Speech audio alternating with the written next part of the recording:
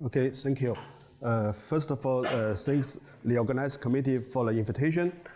Today, I'm going to talk about the stability threshold for the 2D Couette flow. So this is the non-dimensional Navier-Stokes equations. So in this case, here nu is the viscosity is reciprocal to the Reynolds number. So here the V is the velocity and the P is the pressure, and Vp satisfies the momentum equations. So here the velocity V is divergence is free. That means the flow is incompressible. So we consider the equation in the domain omega, space domain omega. So here we impose the non-slip boundary conditions on the boundary. So now for the simplicity, the fluid domain omega is taken to be a channel domain or a pipe domain. So this is the channel domain. So X is periodical or the whole space. So is the stringwise directions, and Z is periodic, is the spanwise directions, and the Y is between -1, 1 is the vertical directions. So the most interesting domain is the pipe domain. So R is the radius is less than 1, and Z is the stringwise directions, periodical or the whole space. Okay, so this is the domain we consider. Okay. So our goal is to understand the transition mechanism from the laminar flow to the turbulent flow at a high Reynolds number regime. So when the Reynolds number is big, so then the viscosity here, the viscosity is very small. So the following is some classical laminar solutions of the Navier-Stokes equations. So this is the steady solutions of the Navier-Stokes equations. The first example is the plane Couette flow, Y0, 0. So this flow describes the motion of the flow in two parallel plates in a relative motion. For example, one plate moves to the left, another moves to the right. Okay. The second example is the plane Poisson flow. So it's 1 minus y squared and 0, 0. So this flow describes the motion of fluid between two fixed parallel plates. And the most interesting example is the pipe Poisson flow. So maybe this flow is, I think, is most interesting because it could be viewed as an idealized mathematical model of Reynolds experiment in 1883. Okay.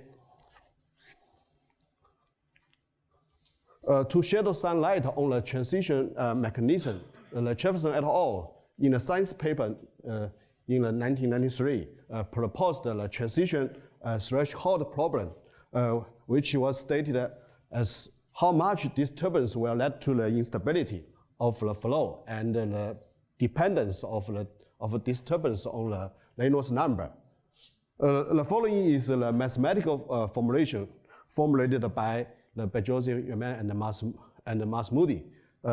Given a known, here X is some Banach space, for example, it's a Sobolev space, Jeffrey space, and find a beta, which may depend on the topology norm. And such that if the U0 here, U0 is the perturbation.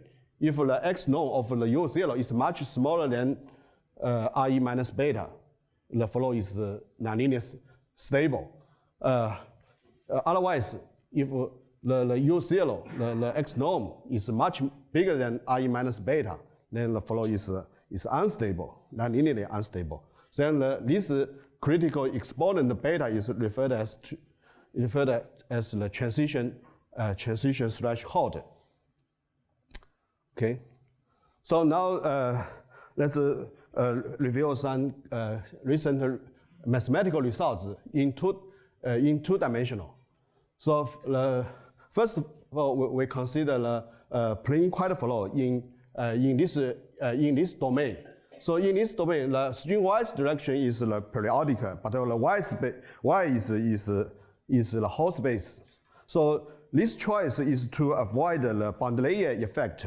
As we know, when the viscosity it tends to 0, we have the boundary effect. So the boundary effect is, I think, is hard to handle in the mathematics. So to avoid the boundary effect, so we assume the y is the whole space. Also, I think this case is not physical, but is very interesting mathematically. Okay, so if x is the Zhifei space, then the beta equal to 0. This is proved by Joseph Masmoudi and Wico. So and then if the H is the Sobolev space, Hn, n is here maybe is very big, then that can prove the beta is less than 1/2. That's proved by Joseph Wang and Wico. So and if x is h, and Masmoudi and Zhao improved the 1/2 to the 1/3. So here n also is a very big integer. So joint with the way we can prove that for the x is h3, we can prove the beta is less than 1. Is also we can get the same result, 1/3. So this result maybe is so optimal in for the Sobolev perturbations. Okay. So in this case, we don't consider the boundary layer effect. So the following result, we consider the plane quite flow in a finite channel. So y is in a interval -1, 1. So we have two kinds of boundary conditions, physical boundary conditions. One condition is non-slip boundary conditions. So joint with Chen, Li, and Wei. So for the x is H2 space, we can prove the beta is also less than 1/2. But for the never slip boundary conditions, we can get the same result. For the beta is also less than 1/3. So x is H4 Sobolev space. So in a recent result by Joseph, He, and I and Wang, so if x is a Zhifei class, and also assume the support of the initial vorticity is away from the boundary, then can prove the beta equal to 0. Okay, so this is for the quiet flow in a finite channel. Another very interesting laminar flow is Kolmogorov flow. This is a non-monotone flow. So quiet flow is a monotone flow. And so if we consider this the domain, the torus, but in the string-wise direction, the period is strictly less than 2 pi, because in this case the flow is stable. If the delta is bigger than 1, the flow is we know the Kolmogorov flow is unstable. So even for the non-monotone flow, in a recent in progress work, joint with the Chen and Haojia and Wei, we can also prove if x is the Hn, so beta is also less than 1/3. Okay, so this is in a 2D case. Then the following result is in a 3D case. Also, first we consider the 3D quiet flow in this domain. So here we also assume, to avoid the boundary layer effect, we assume y is the whole space. So if x is the Zhifei class, then the beta is less than 1, proved by Joseph and Masmoudi. So if x is the hn, n is big, then beta is less than 3/2. So joint with way, we can prove if x h2, then we can also prove that beta is less than 1. So that means above the h2 regularity, the transition threshold is independent of the topology. As we know, the Navier-Stokes equation is well posed in the h1/2 space. So this is a very interesting question whether the beta depends on the x when x is below the h2 regularities. Okay, so this case we have there's no boundary layer effect. So, but the physical case we should consider the boundary. So in this case we consider we have a boundary in the finite channel. In a finite channel, we also impose the non-slip boundary conditions.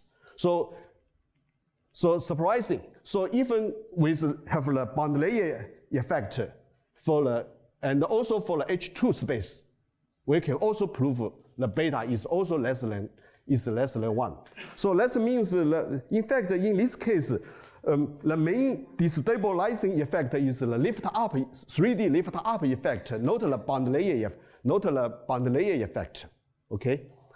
So but for the common glove flow, we can prove the beta is less than 3 or 4, and also for the plane pursuit flow, non-slip boundary conditions, we can also get the beta is less than 1, 7, and 4. But this result should be optimal. But for the common glove flow and the plane pursuit flow, this index should not be optimal. Maybe by the Chapman asymptotic analysis result, the optimal result should be beta is less than 1/3 for the common glove flow, also for the plane pursuit flow. But for the pipe pursuit flow, the optimal result should be beta is less than 1 by the experimental result, numerical result, and also the asymptotic analysis result.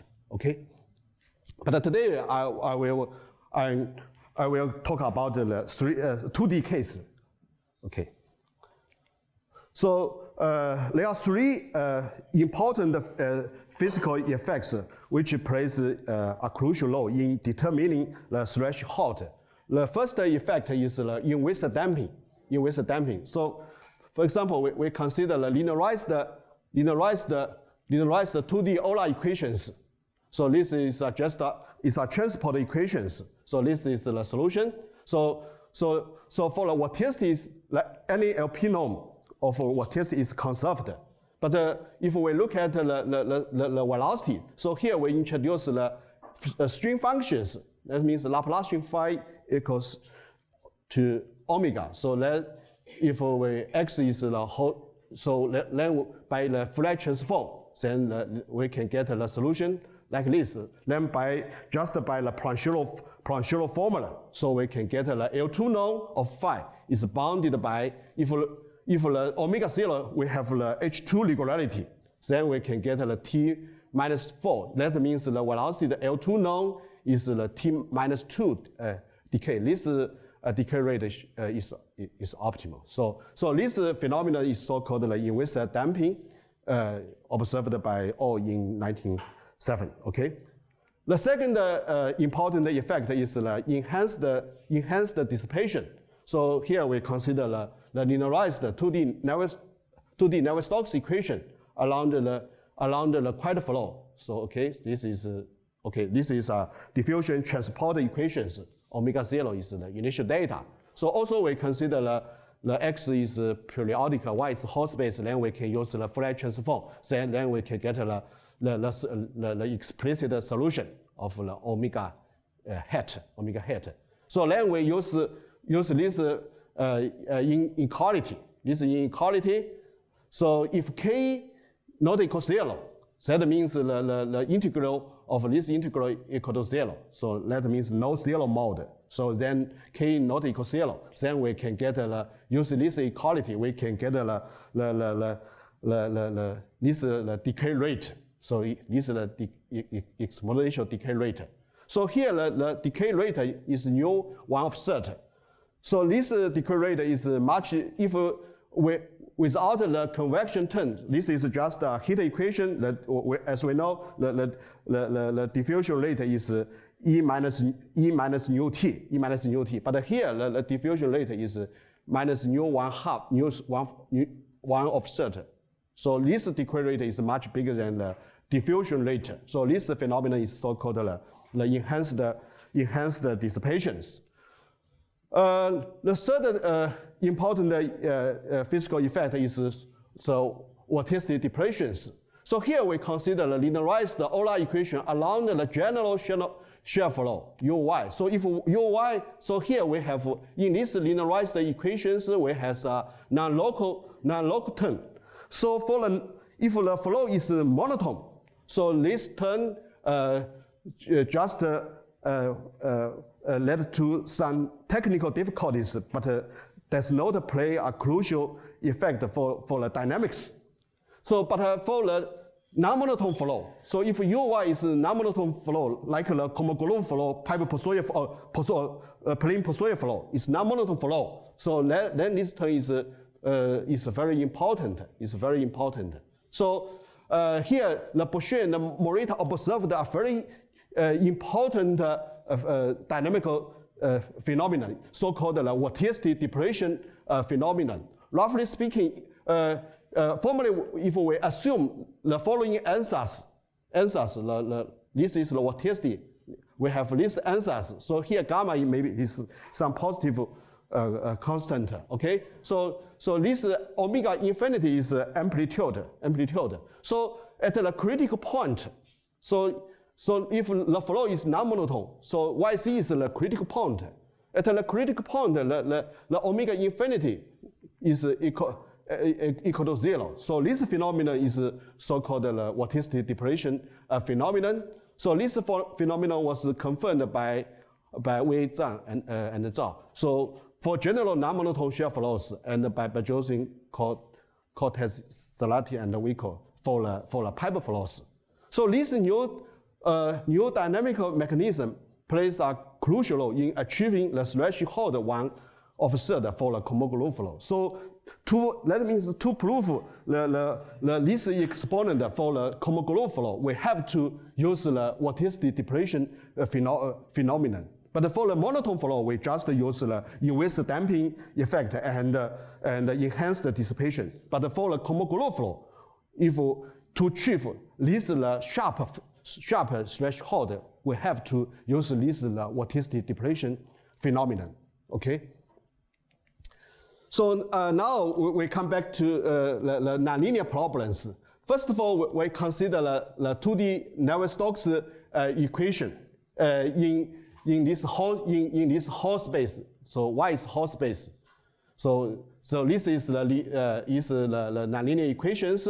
So here the U omega is the perturbation.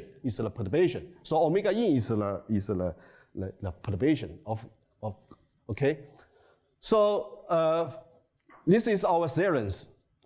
For the B is bigger than 2, and there exists the small constant epsilon and epsilon 2, and for all the viscosity in this interval. So then, and if the initial data, the HB norm is smaller epsilon 1 nu 1/3. So here epsilon 1 is a smaller constant, but independent of the viscosity in viscotics. Of course, for the Navier-Stokes, for the 2D Navier-Stokes equation, we have the global smooth solutions. So now we are not consider the global existence. We are consider focus on the stability result. So we can get for the nonlinear problems. We also can get the inverse damping estimate. So the first component of the velocity L2 norm is the decay rate is 1 plus t minus 1. But for the second component, the decay is 1 plus t minus 2. So this exponent is the enhanced dissipation exponent. Okay, so this is for the velocity and for the vorticity. So we can get the enhanced dissipation estimator. So here lambda t is like 1 minus Laplacian. So here in the moving coordinate, because now we introduce the corrective list coordinate. So here we becomes partial y plus t partial x. Okay. So the proof we need to use the following key propositions. One proposition is the short time energy estimates.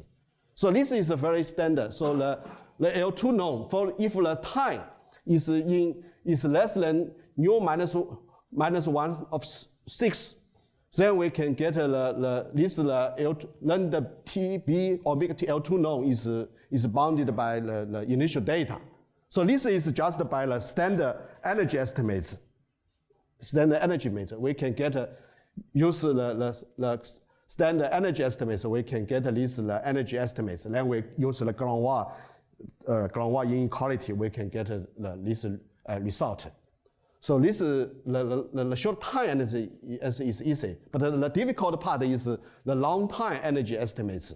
So if t is bigger than t0, and here we use the bootstrap argument. We first of all assume this known here MTB is some weight I will introduce in next slide. So if the L2 known is smaller than epsilon 0 nu 1/3, then this quantity is decreasing. Okay. So now we introduce the weight. We introduce the weight. This is a Fourier. This is MTB is a Fourier multiplier. So this is the multiplier MT. So MT is we have consists of three parts, M1, M2, and M3. So here A just exponential because we want to get the enhanced dissipation. So here A, so this multiplier is very natural. So for the K not equal 0, but for the K equal to 0, because we have no enhanced dissipation effect, so just take 1. So M1 is somehow is enhanced dissipation multiplier. And M2 is the inverse damping multiplier. So M1, M2 is very natural, but the difficult part is M3. So M3, this multiplier is introduced to control the reaction part. So this is a reaction multiplier. So we define this multiplier is enough for the K is for the low frequency. If K for the high frequency, because if K is bigger than nu minus 1/2, then the diffusion will take off. So diffusion part will dominate. That means we are enough to define the multiplier for the K is low frequency. For the high frequency, the diffusion part dominated. Okay, so this is why we assume the K is smaller than nu minus 1/2. So for the K is bigger than nu minus, we'll just take M1, M2, M3 equal to 0. Okay. So here phi is a real valued cut functions. So phi the derivative is in this interval is equals to 1/4. Okay. So we now look at some important properties of the multipliers. So M0 has a lower bound and up bound, and capital M also is bigger than 1 and smaller than this guy. So if K not equal to 0, then M is bigger than this exponential. Okay. So M1 is I said is enhanced dissipation multiplier. So if this new C square is the diffusion comes from the diffusion. So nu square C square plus this this guy is bigger than this. So this is the enhanced dissipation exponent, okay? So then M2 is the inverse damping. So K partial Kc M2 is equal to this guy. So this guy is the enhanced inverse damping. So it's inverse damping. So here the gamma, if we let gamma, so this quantity, then we can get for the minus partial T plus K partial Kc, get this. So that means given gamma, we can get the M3. So let's solve these equations. So we can get the M3. Okay. So this part is to control the reaction part. So in summary, we have so this part comes from the diffusion. So then is minus partial T plus K partial Kc is bigger than this guy. So this part is the diffusion. This is enhanced dissipation part. This is enhanced dissipation part. This is the reaction part. So now we introduce the MTB is the square of MT lambda TB. So this is the Fourier multiplier. Similarly, we make the energy estimates for the MTB omega L2, just the energy estimates. So we can get this is the dissipation part. So this part is the enhanced dissipation. So this is the dx. So here we have a smoothing effect comes from the hypoelliptic properties of the linearized operator. So here, and this is just the diffusion.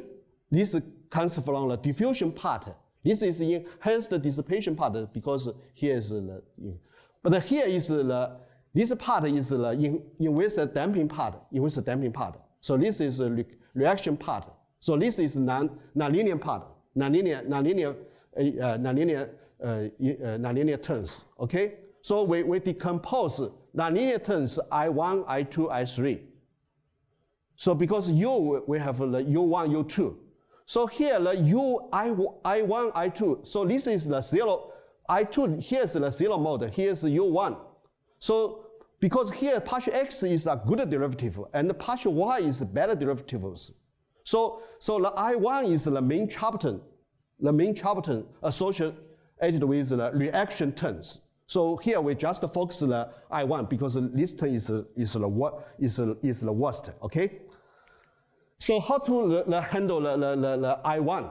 So I1 is bounded by this guy. So A and B.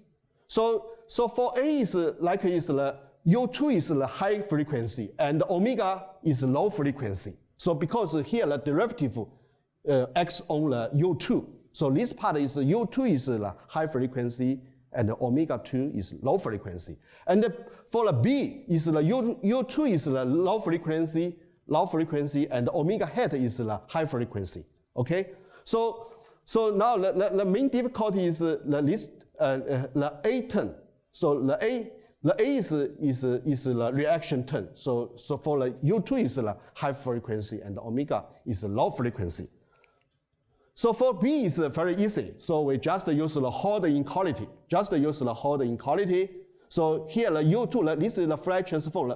After the Fourier transform, L1 known is bounded by 1 plus T minus 1. So because T is bigger than T0, T0 is nu minus 1 over 6. So we can get the decay. So this is why we do the short time energy estimates and the long time estimates. That means in the long time, so this part is very small. Okay, so here we can use the inverse damping estimates. So we can get this decay rate nu 1 over 6. So then this term can be absorbed by the inverse damping part and the diffusion part. So the A is the reaction part. So first we can get by the Horde inequality. So very simple inequality. And A is bounded by A1 1/2, A2 1/2. So okay, so this is just by the Horde inequality. A1 and A2. And for the A1, so we just use the Cauchy-Schwarz inequality. Okay, so we can get the A1 is bounded equal to this. Then we can get so this guy is bounded by this guy. So but by the bootstrap argument, this guy is very small. So this term can be absorbed by the inviscid damping part in the left hand side. So and A2, for the A2, we first integral d eta by the definition.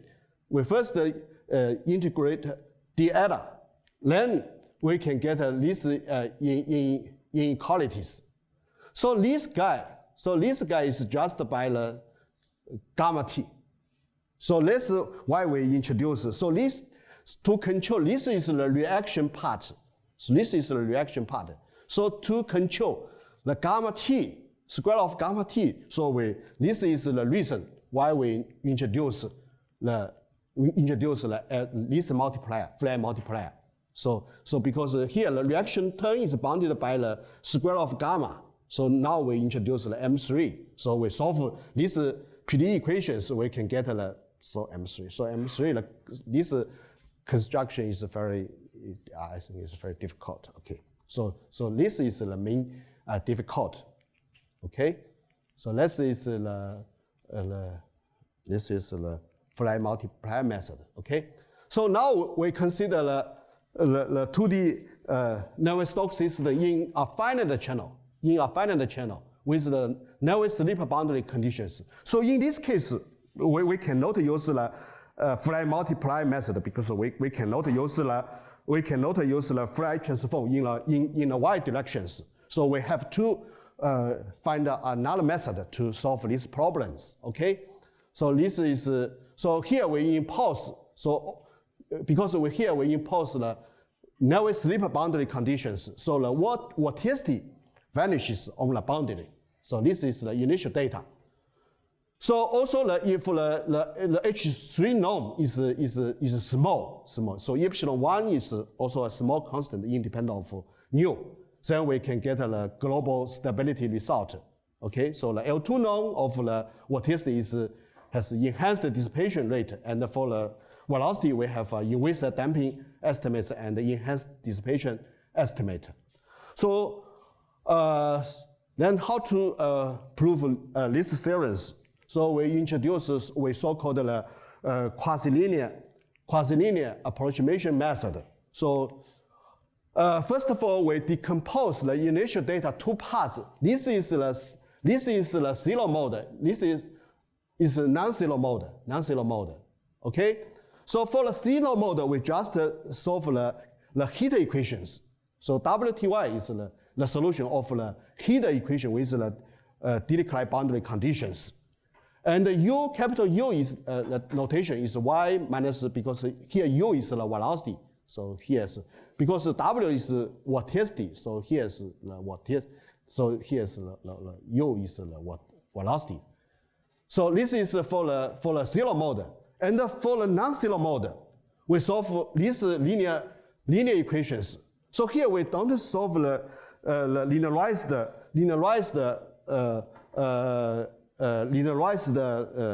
Navier-Stokes equation. We just solve these equations. So for this equation, if we take the flat transform in the x direction, we can get the explicit solution. And also omega L, capital L is a good approximation of the solutions, nonlinear solutions. Okay, so with this is the initial data. So this is just the notations. Phi L is the string functions, and UL is the velocity for corresponding to the linear part.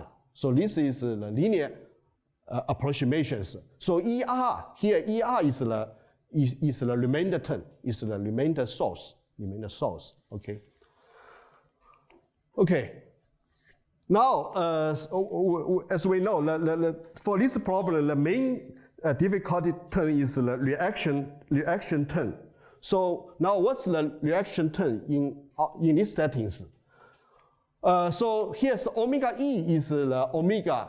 So this is somehow is the error. So omega minus W and minus omega L.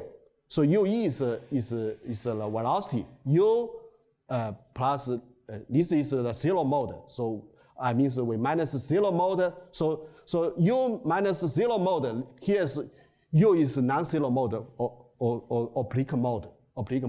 So UL is the linear the linear solutions. The linear solution. Okay. So this omega E and UE is the error terms. So the omega E satisfies these equations. So now we look at these systems. So this systems. So because U is here's U. So this part is this is the linear part. This is also linear part. But here's the second derivative of capital U is very small. It's very small. The order is nu 1/3. So it's very small. So we can And U oblique mode. So this term is a good term. In fact, it's also a good term. So now the main, in fact, for this system, the main difficult term is this term UE gradient omega L. Omega L is the linear the vorticity of linear solutions. So we decompose this term into 3 parts. So this part is good because the partial x is a good derivative, and the partial y is a bad derivative. So, but the partial y plus t partial x is a good derivative. So this part is also a good term. So now we have a linear growth. So this term is we so-called reaction term. So this part is reaction part. So for this term, we need to different way to handle this term. So for this we introduce the reaction part. So we solve this linearized equation with this force. But the initial data equal to 0. Of course here we also impose the Navier-Stokes boundary conditions. So omega RE is a reaction part. So this term is the reaction part. So now we decompose the solution is the omega. Here so omega is W, omega L, and omega E and omega IE. So this is the more difficult part, the reaction part. So for first of all, for the linear part, because we have taking Fourier transform in X, we can give the explicit solutions. So we can get the following enhanced dissipation estimate and inverse damping estimates. So for example, so here the partial XL is a good derivative. Here's partial Y, T partial X also a good derivative. So the infinity of the vorticity has no growth in time. If here we take a partial Y derivative, we have a linear growth. But if we take a partial Y plus T partial X derivative, then the solution has no growth, even in the infinity no, if the initial data in the H3 space. And for the U, this is the velocity. As we know, the decay rate, we have inverse damping decay rate is 1 plus T minus 2. This is enhanced dissipation rate. Also, because UL1, the decay rate is just T minus 1. But UL1 minus T UL2. So this is, if we look at the string function, in fact, this is a good derivative, like it's partial Y plus T partial X on the string functions. So this is somehow is a good derivative on the string functions. So that means we also have the T minus 2 decay rate. And and also for even for the L infinity norm, in L infinity norm, we can also get the same the decay rate. So the UR is the remainder UR. So we introduce here. So this is a remainder because the omega L is the first order approximation. So this ER is the remainder term. So remainder is very small. It's very small. Here we have a nu because so here we can get the nu minus because here the t here we have this decay rate. So here is we can get a nu because here so we get a nu minus 1/3. So then we get a nu 2/3 decay. So here this part we have a very decay rate. So the remaining term is very good. Okay, to estimate the error term. So the error term omega e. So we need to use the space-time estimates of the linearized Navier-Stokes distance.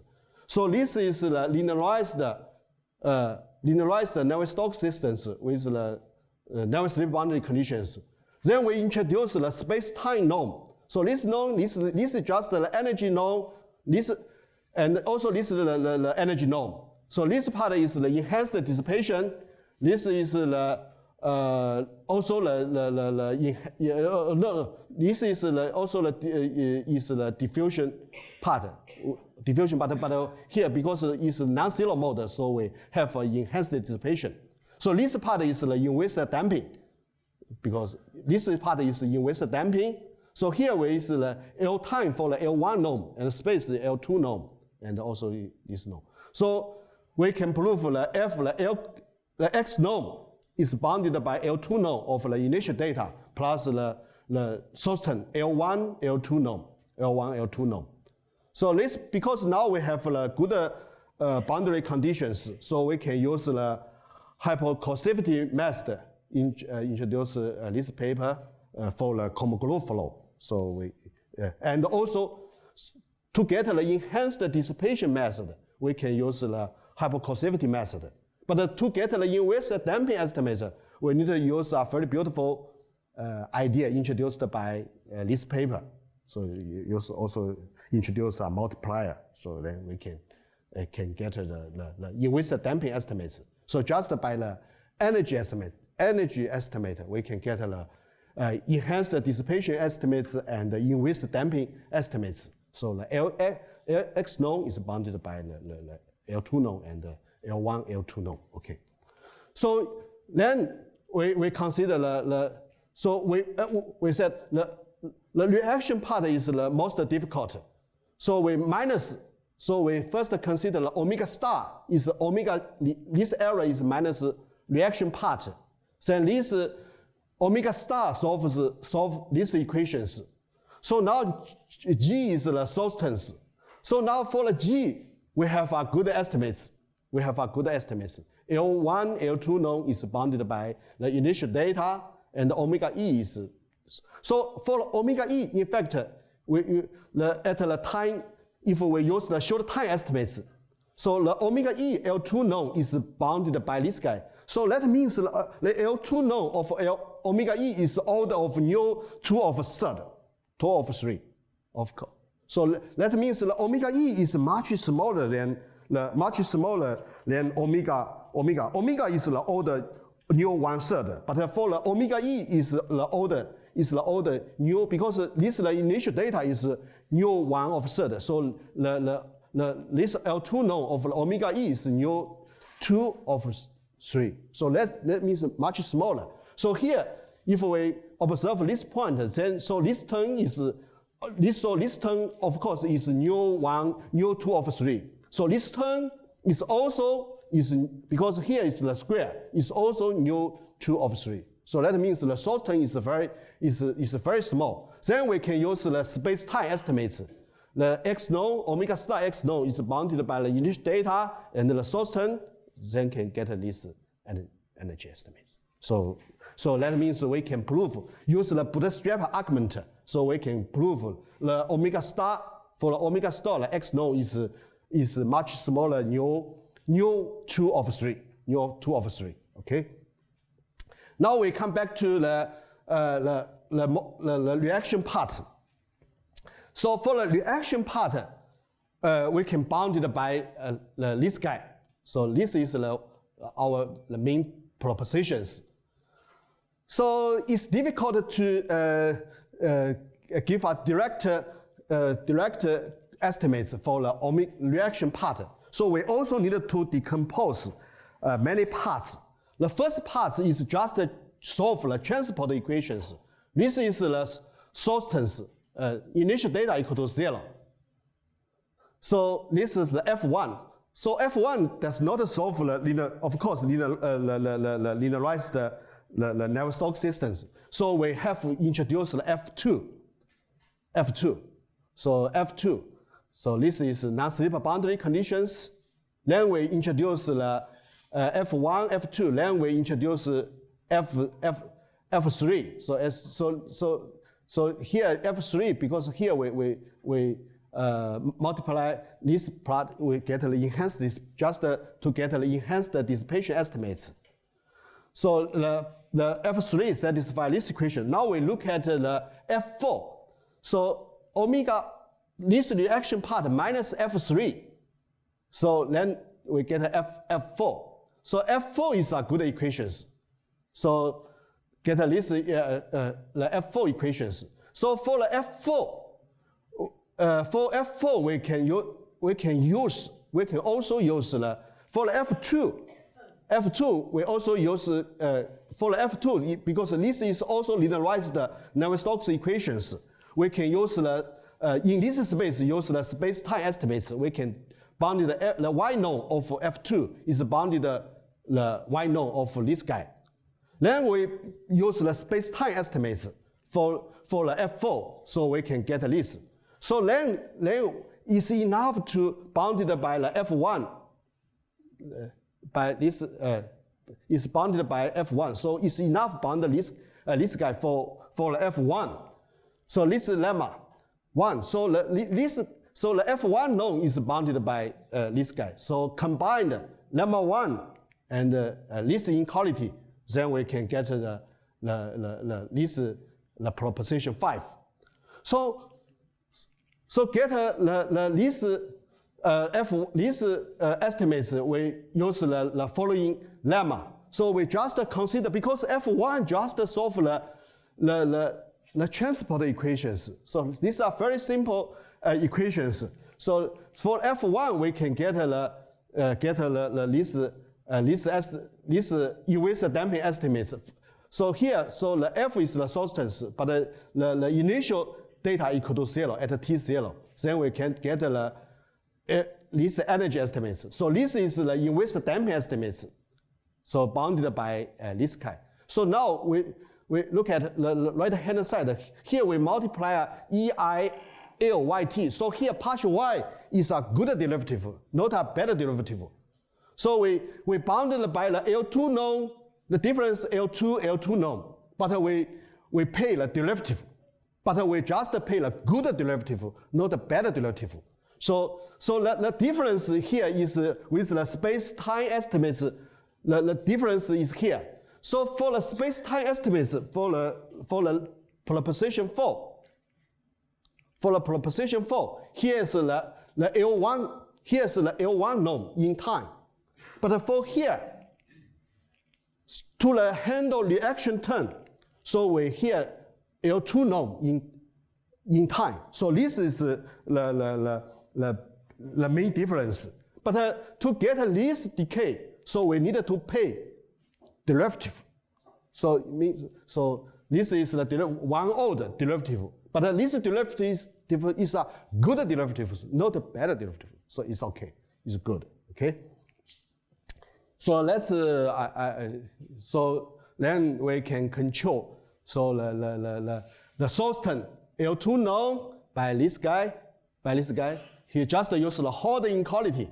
So for this part, infinity node of this is just the linear part. So by proposition 3 for the linear part, so we can get by the initial data. So and then we can get the L2 node by the energy. So for this is the inverse damping estimates. This is for the initial. This is just the initial data. Okay, so that is good. This is the idea. So if so here we introduce the F1. So because if we consider the linearized Navier-Stokes equation is I think it's difficult to get this kind of as energy estimates. So this just if we just consider the transport equations, so we can it's relatively easy to get the space-time estimates to. So here we can use the L2 norm. L2 norm, okay, not the L1 norm. If the L1 norm, we cannot get the optimal result. Okay, so this is the so-called quasi-linear quasi-approximation method. The third method is the resolvent estimate method. So here we consider non-slip boundary conditions. So for the non-slip boundary conditions, we cannot use the energy method to get the space-time estimates. We have to use the resolvent estimate method to get the space-time estimates. That's the difference. So now, but for the non-slip boundary condition, we can now this boundary new 1/2. So maybe this threshold is not optimal, but now we can. Okay, so maybe if the initial data assume is the initial vorticity is away from the boundary, maybe we and also in somehow maybe we can get the new of 1/3. But for this condition, maybe new 1/2 is optimal. So that's the result. So in this case, the main part is get the space-time estimates for this linearized Navier-Stokes equation with the non-slip boundary conditions. So this is the space-time estimates. So here we can get the infinity norm of the velocity, and this is the L2 norm with damping, and also is the L2 norm. And here is if for the weighted, because now we have the bound layer effect. So here we put our weight. So this weight on the boundary vanishes. So infinity L2 norm is bounded by the H1 norm of the initial data and F1 L2 norm. So here we get the L2 norm in time, but here we pay the loss of the new 1/2. Here because we have the partial y, so we pay the new -1 loss. Okay, so U is the velocity. So to how to establish this space-time estimates? So we first of all we decompose the solution, the inhomogeneous part and the homogeneous part. So this is the inhomogeneous part with the 0 data, and this is the homogeneous part with this is the non-slip boundary conditions. So for the inhomogeneous part, the space-time estimates can be reduced to solving the orthogonal field equation. This is first order ODE equations. So this is our idea how to solve this orthogonal field equations.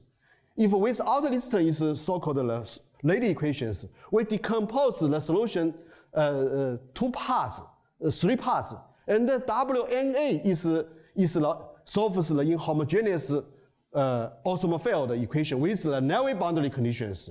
And the W1, W2 are 2 linearly independent solutions of the homogeneous orthogonal field equations.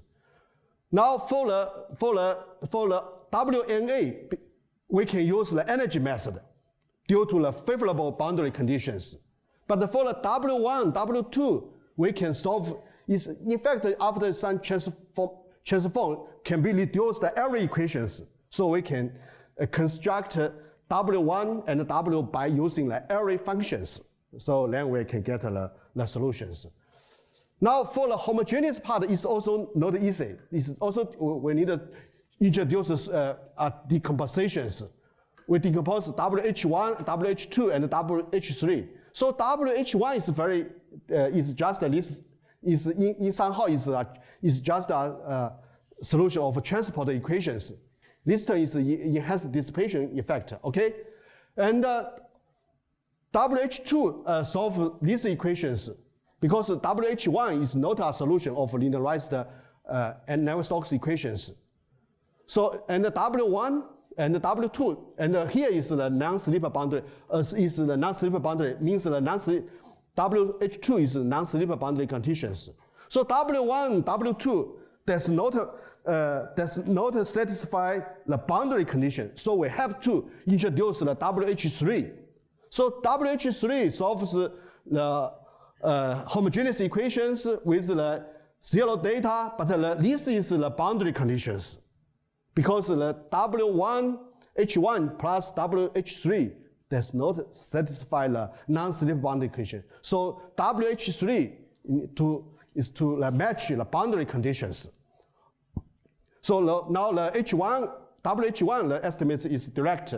For the WH2, because this just solve the inhomogeneous Navier-Stokes equations, we can use the space-time estimates for the inhomogeneous Navier-Stokes equations.